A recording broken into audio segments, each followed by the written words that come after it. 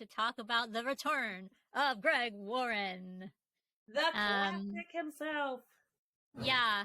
So, last time we talked, Jen was at part of a rodeo, and you know, I kind of have a bone to pick with her because she's loving it so much down there. She's kind of making me jealous. Yeah.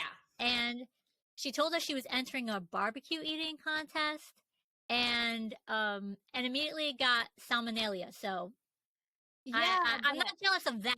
I'm jealous of the barbecue. The barbecue contest, and she had it all over her face. Her stomach started to rumble, salmonella. Yeah.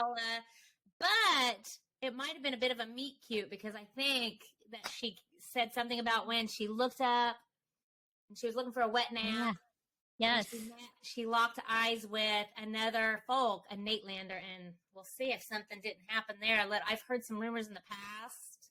Yeah, Mr. Taylor, I don't know, maybe. Maybe, yeah. Yeah, I mean, I think that's Jen's dream is when she's eating something messy, the man of her dreams will fall in love with her. Yeah. And see all the goodness. Yeah. The meat cute right there. It's a perfect classic comedy we're making. Yeah. Yeah, so we pray for her recovery, but do you want to take us down the rundown, Brandi? Let's ride on down through a little rundown. On episode 139 of Nateland, Greg Warren returns. Dusty Slay was either hiding underground or away on tour. We'll see him again in a couple of weeks. Aaron Weber became a hit on the road, Bob and Bink style, with his new comedy partner, his CPAP machine.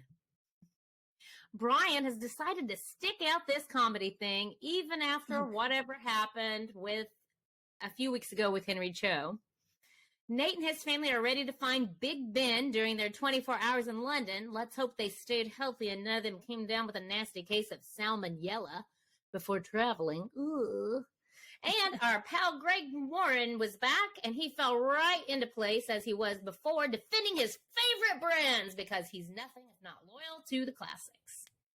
That he is. He is definitely a very loyal person, and I think we got that in this episode. He is not going to budge. Yeah. Even though Brian was testing him, which was amazing. Yes, Brian Bates. We'll talk about that here in a little bit, our breakfast bites. We've got some discussion there. Yeah, so in our comments, we wanted to highlight just a couple. We got a bunch, and we're so very grateful, obviously. Excuse me. We love it. We love it when you guys comment, and we can't share them all because we're trying to keep, these episodes watchable. People are watching this. But ETP has said a couple of cool things. He said a new format emerges because J-Dub advanced at the rodeo, which apparently took place at the Opry, a dolly of a rundown, and golly, Jacy Lee Pulford has a lot of hair, that I do, and Brandi Shekels Coe apparently has a lot of wigs, that she does. That's neat. And then Rusty's Journey, says, I was first introduced to country music when I was a kid. My mother would listen to country and Western radio stations and records. And then he shares a bunch about music, about that kind of music that I don't know about, but I appreciate him going into depth about that. But then he ends the comment by saying, another great episode, girls. Thank you for providing this podcast for us each week. You are welcome. And we are thankful. You're a sweetheart, Rusty, and you're speaking of loyalty, right there. We have our loyal Folkland people, and we really appreciate that.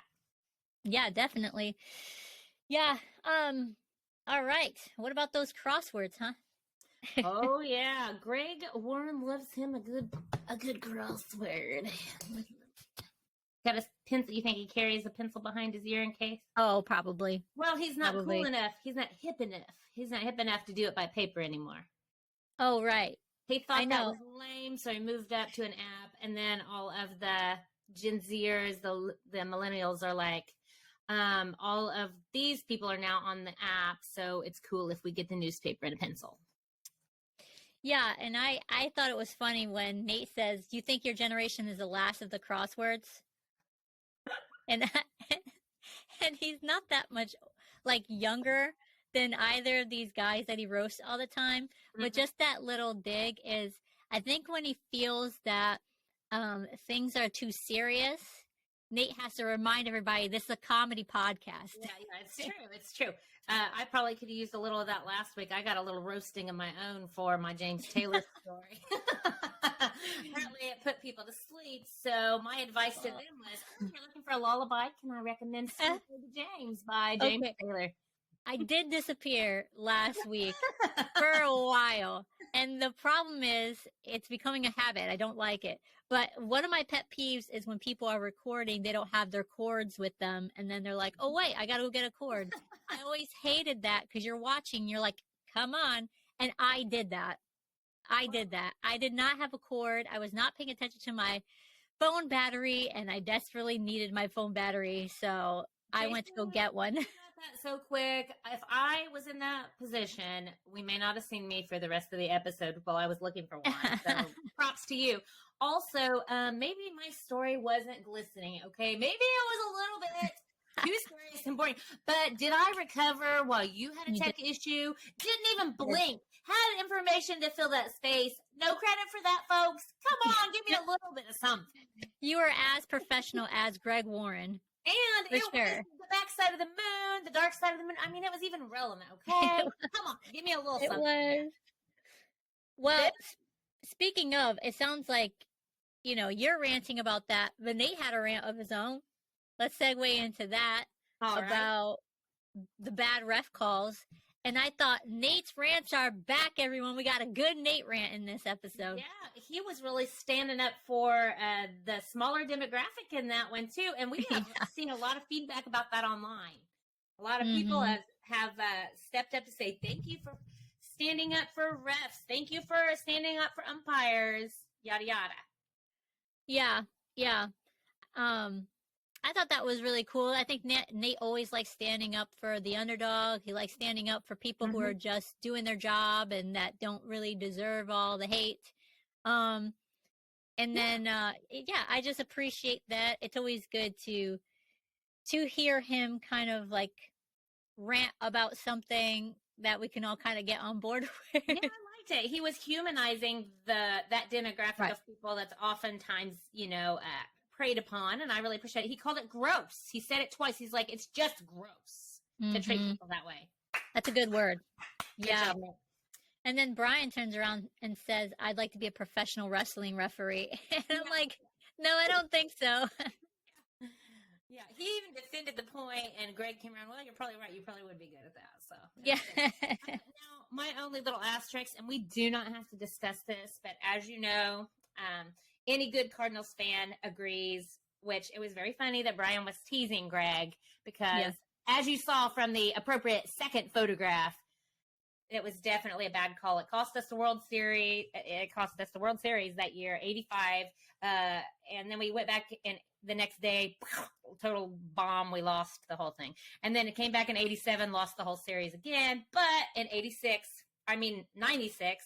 No, oh my gosh, give me another decade. 2006, we finally won it. I wish I had to go like 30 years in the future before I could spit it out there.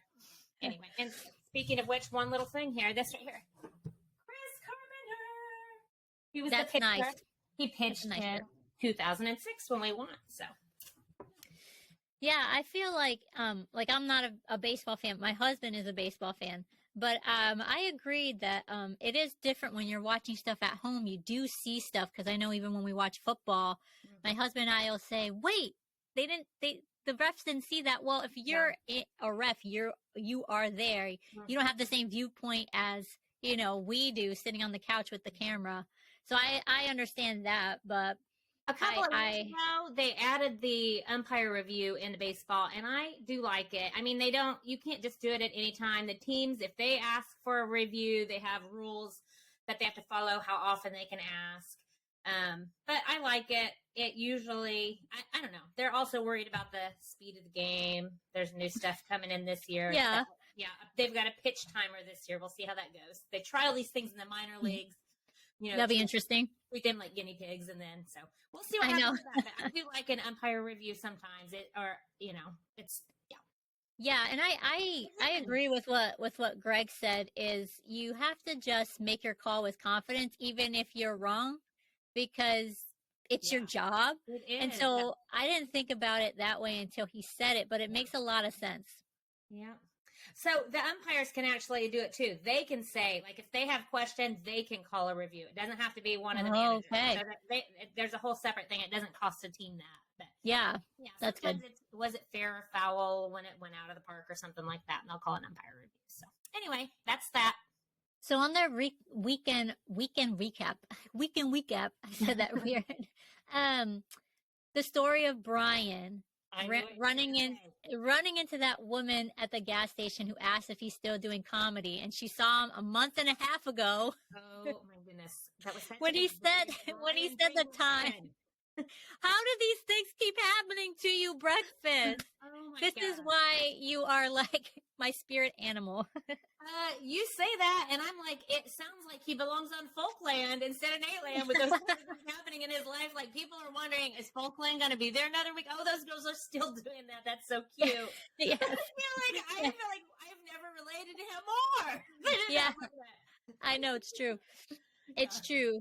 But when he said that, I saw you a month and a half ago or something like that, I laughed so hard. It was amazing. Yeah, it was amazing. Well, I keep wanting to jump ahead because I was so impressed with Brian this episode, but I'll wait. We'll wait. Yeah. What do you want to hit next? Well, I thought it was funny when they were kind of talking about Aaron doing comedy with the CPAP. Oh. Nate's little description was funnier. It was funny when he said, but then he added, and it's dark. So good. Yeah.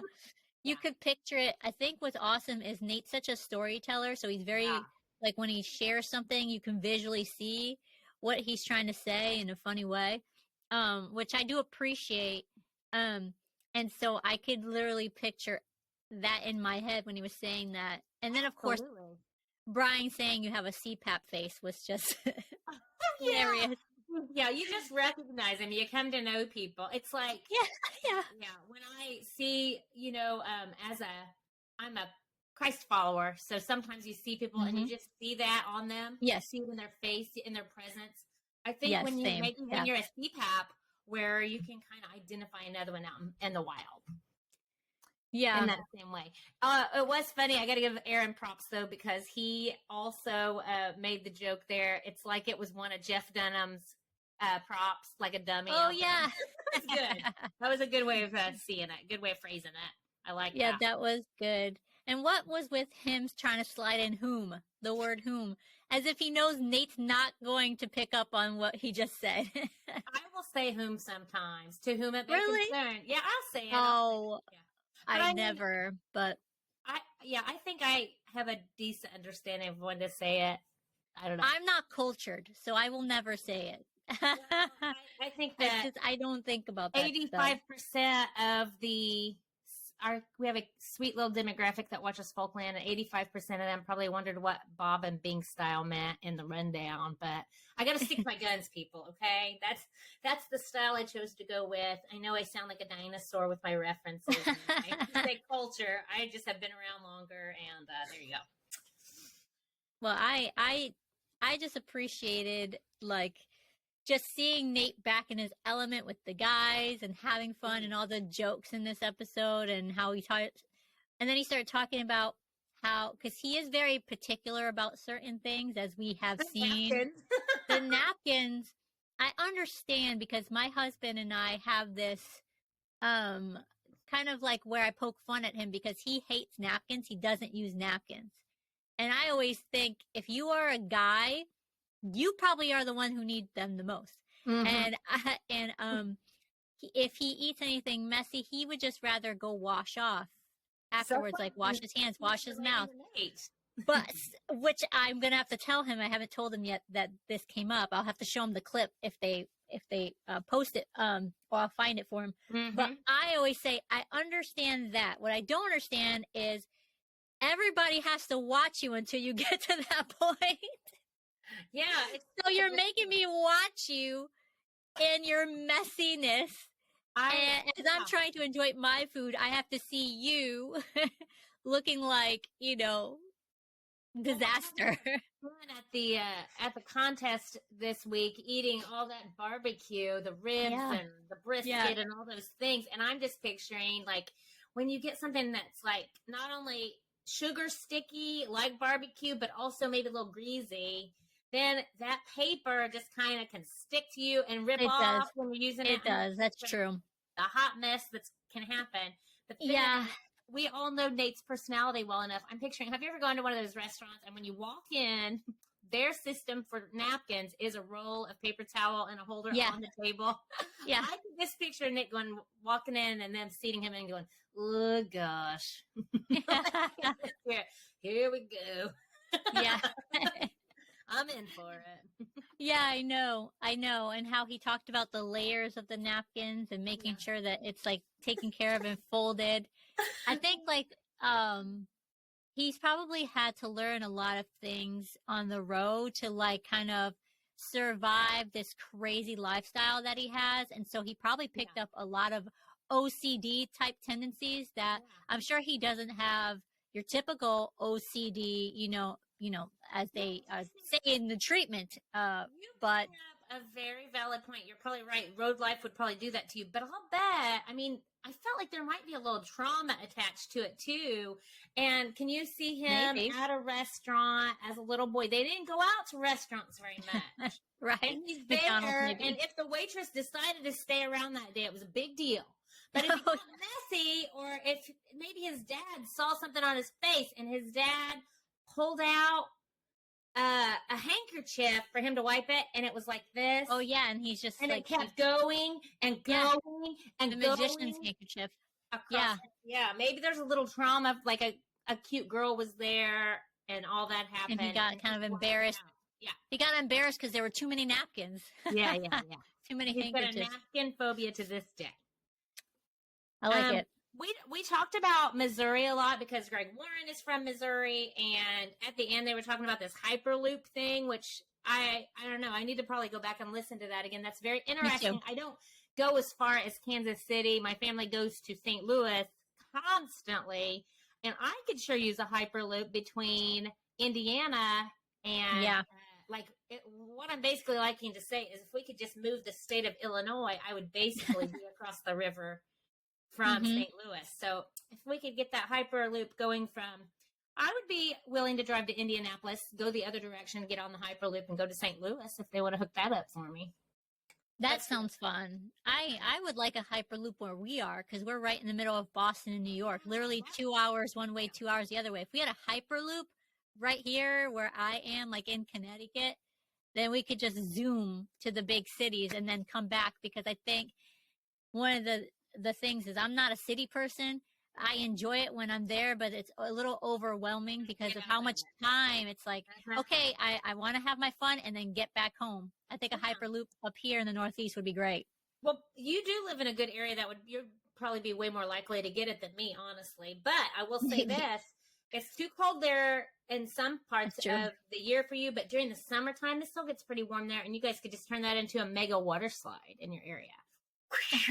Maybe. Six Flags New England, watch out. It would be like EAC on the Nemo, and then you got to like jump on out. Oh, yeah. Hop off to Sydney. Turbulent, dude. Hey. New York. Yeah. Yeah.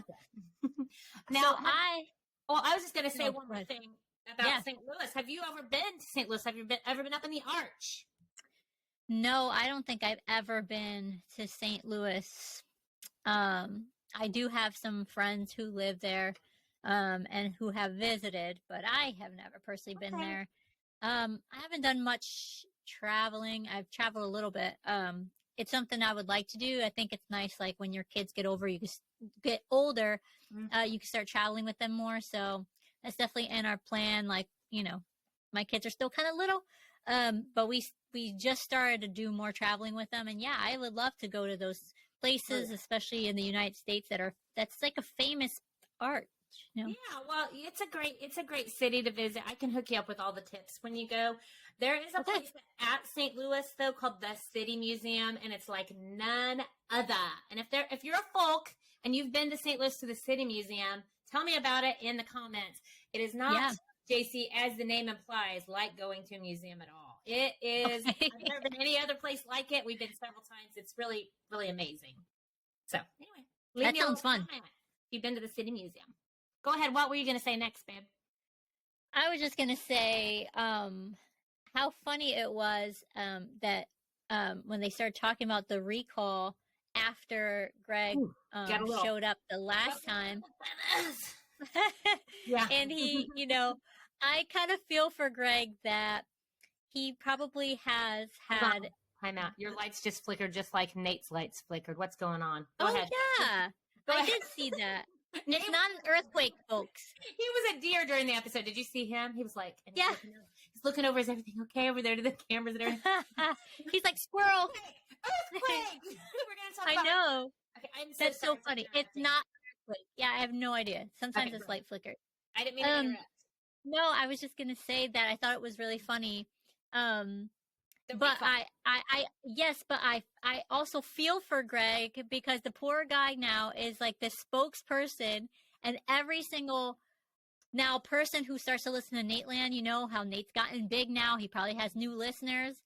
He's going to be consistently being bombarded by emails about peanut butter for the rest of his life. And I think he is prepared to defend it. I think so too. Quite a loyal guy. I was like, if he had a favorite Disney princess, it would probably be Cinderella, because he's, he's there to defend like that Cinderella story from the bottom shelf to eye level through the recall and all the way back to the top of our hearts. Yeah, I know. I just love the whole. I mean, obviously, it was a long talk about it, but I thought it was very entertaining. He hit that groove again, the one that made him beloved by the folks the first time. We'll see what we get next week when we get European. Okay, that's going to be hilarious. That's just going to be hilarious because there's just going to be so much misinformation, I'm sure. And I've never been to Europe. My husband has, but I never have. So I'm going to go into it trying not to believe everything that they say. Yeah, I have also never been to Europe, but I don't want to toot my own horn. I just was at Epcot last week, and I visited both the UK and France while there. So it's basically the same thing. I know all the stuff now. yeah, of course. So yeah, we were talking a little bit before we started recording about earthquakes. I remember when I was, in high school, we don't really get a lot of earthquakes up here in the Northeast, thank the Lord. We have had some tornadoes. There was a big tornado that came through in Windsor Locks, which is a couple towns over from me, that affected the entire airport there, which is the big airport here in Connecticut, Bradley International, where I used to work and have a lot of history with that airport. But it was huge. And we do have the Air Museum that has a whole big thing about it. But as far as like earthquakes, it happened the last time, I think, for me in high school, and I was asleep and I woke up, and it is so weird. I understand what Nate was saying when you just think it's a big truck, because we're always, you have the big rigs coming through and you feel that up here. But I just said, ooh, gosh, that feels weird. And I went back to sleep. I said, it might be an earthquake, something like that. And I was too tired and I went back to sleep, which if I was living in California, that probably would be a disaster. We, about a decade ago, I had exactly the same experience. My husband and I were asleep and we woke up to one, and it was mild enough to where you're like, I kind of thought that was fun. I mean, I would never want somebody to be hurt or their home to be damaged. Right. That little wiggly. I like thrill rides though. But anyway, we had one this past summer, and it was just an afternoon. It was an afternoon, and I had gone to town grocery shopping, and on my way back, I saw some other motorists broken down right near the interstate that I was driving under. So I pulled over to see if there was anything I could do to help these folks. And while I was stopped, I learned later that we had had an earthquake. And at the time, because I was parked directly under the interstate, I really just thought it was traffic, like semis going over, that shook me. Yeah. And oh my it goodness. happened more than once because we had aftershocks. I was there a long time trying to help those folks. So, yeah, I just thought it was traffic. Oh my goodness. Well, I commend you for helping out, but that would be so scary. I mean, that would not be the place to be for a really terrible. Yeah. Well, you know what was even more scary is that I had ice cream in the car at the time. So, oh, on a hot summer day. You got to save that ice cream. I know. It's like, I really want to help these people, but, it's dessert. My husband likes to watch these like engineering shows with my boys, engineering disasters. I don't know if any of you have watched it. That I know it sounds bad, but what they do is they talk about why this engineering project failed, and they tell you a lot of science behind it, which is what they love. Structural. My husband and my oldest son loves that. So it does. There's a part where it's like, oh, it's a disaster, but they learn from it and have experts come on. And so there's a lot of earthquake talk there with the bridges and why it failed, because it wasn't, compatible with, I guess, some of the weather that they can get or some of the natural things that can happen in the earth in that part of the world. So it's very interesting. So if you guys have a stomach for that, science and natural disasters, I recommend that show. I watch it a little bit and then I'm like, okay, you guys can watch this on your own. I'm going to the other room. Yeah. Well, speaking of stomach, I thought maybe we might have a little snack today, JC. What do you think? Sure. All right. So, we had. I'm listening. I'm sorry. I wish that I had a can of Pringles delivered to your studio there, JC, so that you could. I am going to say I'm a little nervous about what I'm hearing. We're going to do the same Pringles test that they did on Nateland to see if regionally if it makes a difference, and maybe even the place where I bought it might make a difference. Who knows? Beforehand, I have another subject that I'd like to approach, if you don't mind. Go ahead. Well, first of all, I want to say I've gotten a larger paper plate than the one that they used on the pod because I thought that, it was a little small. But let's get back to that small paper plate just for just a second. Because the moment they pulled that baby out and I looked at it, I'm like, that's like the paper plates that I have at my house. That's the paper plates that I buy in bulk at the Sam's Club. And it's yet another way that we know that Laura Bargatze is amazing. Can I just get a little props for Laura? She's a great gal, and I realize that there's probably a 0.12 chance that she's ever going to watch this or hear this. Maybe somebody will mention to her that we said it, but I am all but convinced that it is Laura and her refilling of the Fuji water bottles and her Members Club paper plate purchasing that is keeping our guy, our favorite comedian, to be the greatest average American. Laura, we love you. Yeah, she keeps him grounded. You can't get too Hollywood when you have tap water in your water bottle. That's right. And we talked about this a little bit last week when he was sitting next to Jamie Lee Curtis on that couch, the contrast between the two of them. Nate is the greatest average American. He's one of us. And I love it. Yes. Thank you, Laura. Keep him that way. All right. So she's definitely in England right now. And I'm sure she's hold on, guys. My family, hold on. I know we're here. I've got to go watch Folkland. I got to go see what, I'm sure that's yes, of course. I'm trending on Twitter now. They've said my name on Folkland. All right. So let's give the sour cream and onion, not chives, but onion. Not chives. That's my boy's favorite. And you know what? Greg said that it's supposed to be good for deliveries, travel. That's why he said they can ship them overseas. I want to say right off the bat, the first chip is crisp. I'm sorry, please don't sue me, anybody. The first crisp is broken. Okay, and then I'm going to how did they do it? Did they lift or did they just pour? I think that they lifted. Oh, there is a lot of breakage in this particular Oh, no. Look at that tragedy. Don't look, folks. Oh, gosh. Maybe I need a... It looks like a bait and switch. I'm not baiting and switching. I just didn't have my camera arranged, but... I think I need to blur your screen, Brandi. That is... We need some pixelization for the abomination that is this container. Oh, no. Oh, my God. It's not good, Greg, folks. explain, what is this travesty? I have one theory, and that theory is that maybe I should not purchase my Pringles at the Dollar General. Oh, that's true. Yeah. They probably are not as careful with their deliveries. Although I'm a big Dollar General fan, though. They are everywhere now, and it looks like my dad's been watching football.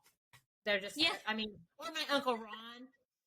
Yeah. I mean, just tater chips, as they would call them. Tater chips everywhere. That's what it looks like at my house now.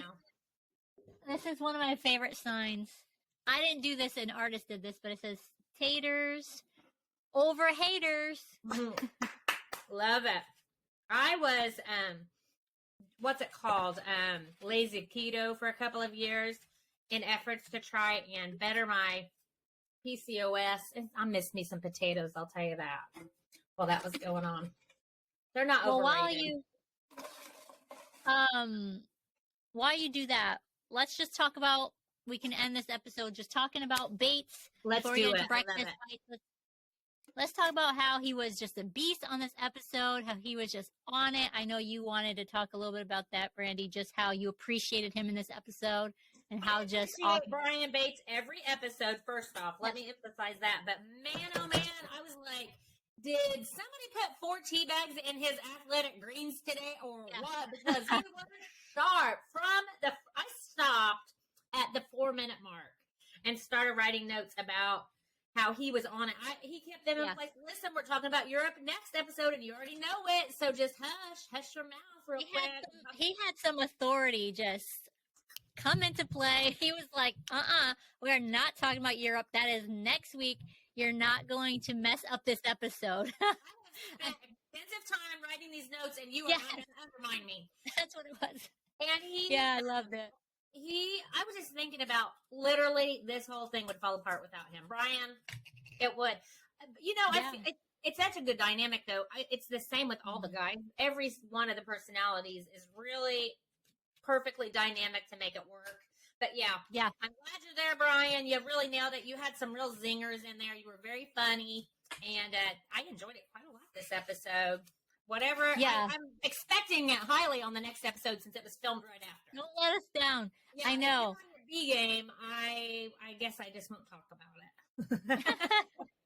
Well, Bates saying that he was a Lay's guy was so hilarious because he just kept doing like little jabs, and at one point Greg was like, I know what you're trying to do, Bates. I know what you're trying to do. Several times, yeah. And Brian was just like, so that was my breakfast bite, was him saying that he was a Lay's guy. And then the names, so funny. There was 4 names that I read in comments on YouTube and also the Facebook group that people called Brian this week Bacon Bits, which probably okay. we need to bury that somewhere. Boombox, Bookmark Bates, and Bootsy. I don't know where Bootsy comes from, but I like it. Bootsy Bates. I'm picturing him in some of those like boots that a rock and roll guy would wear, like Mick Jagger would wear, like squeak shiny black boots. And I'm picturing. I picture like a country singer, Bootsy. And here comes the Bootsy Bates. Bootsy Bates. The Boots Bates and Boogie. Well, I love it. I love this episode, and I can't wait for next week. So, folks, thanks for joining us for Folkland. Please leave us some comments, and we're on Instagram too. Come and enjoy our stories and our memes there, and tell your friends about the Folk Ladies. Yeah, share the love. We love you guys. See you next week. We're going to Europe. Wee wee. Yee. These are the GIF proceedings, and we'll be taking questions today regarding the recent salmonella outbreak. Yes. I just want to know, when did you find out that you guys had terrible peanut butter? I'd like you to rephrase that question. I don't think I like the sound of it. The peanut butter that we have has a long history of being America's favorite. Oh, right. When did you find out that your peanut butter gives people the runs? Here's the rundown on that. I suspect that you must be from the Neverland Gazette because that statement had Peter Pan written all over it. Okay, that's fair. That speaking of Peter Pan, why do you think that he wore tights?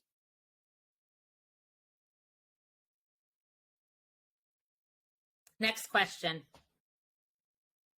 I just think, being a gentleman, he probably shouldn't have been wearing tights, but let's just move on there. Okay. What would you say,